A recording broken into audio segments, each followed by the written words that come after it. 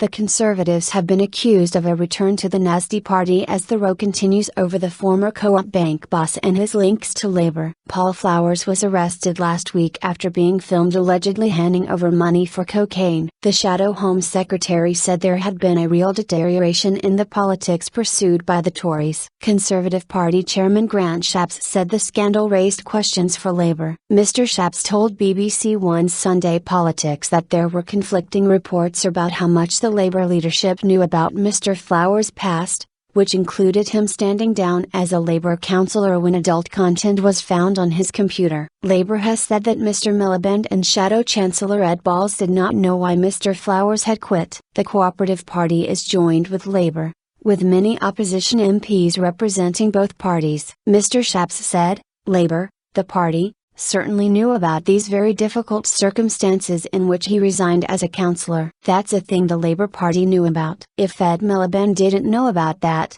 then why didn't he know about that? Shadow Home Secretary Yvette Cooper said previous Prime Ministers would not have linked the revelations to Labour in the way David Cameron has. What we've seen recently is a real deterioration in the nature of the politics that the Tory party is pursuing, she told the BBC's Andrew Marr programme. It is a return to the nasty party. Ms Cooper described allegations of expenses and drugs misuse as completely shocking, but she said Labour's connection to the Co-op had nothing to do with Mr Flowers and it is just smear in the politics of the gutter for the Tory party to keep pushing this. Until 2011 Mr Flowers was a Labour councillor in Bradford and reportedly attempted to get selected to fight one its parliamentary seats. Ms Cooper said the allegations that have subsequently been made against the 63-year-old were separate from the big questions about why problems with the Co-op bank's finances were not spotted earlier. The nasty party phrase was first coined by Home Secretary Theresa May while the Conservatives were in opposition to illustrate how she felt the Tories needed to change. But Mr Shapps told the BBC's Sunday Politics programme,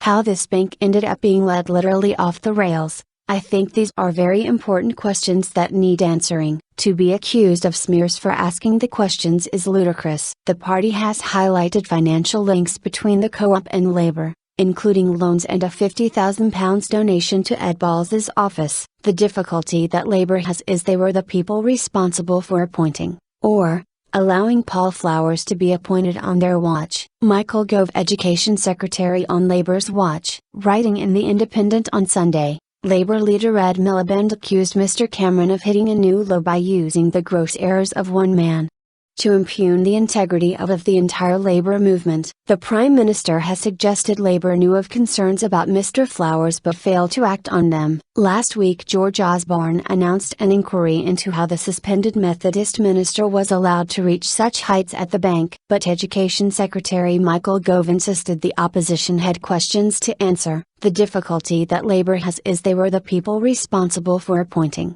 or allowing Paul Flowers to be appointed on their watch, he told the Marr programme. Meanwhile, Martin Wheatley, who heads the Financial Conduct Authority, said Mr Flowers would not have been approved to run a bank under the new regulatory regime. Today it would be different, he told the BBC's Sunday Politics programme. He was challenged. We said actually you don't have the right experience. But at the time we wouldn't have opposed the appointment.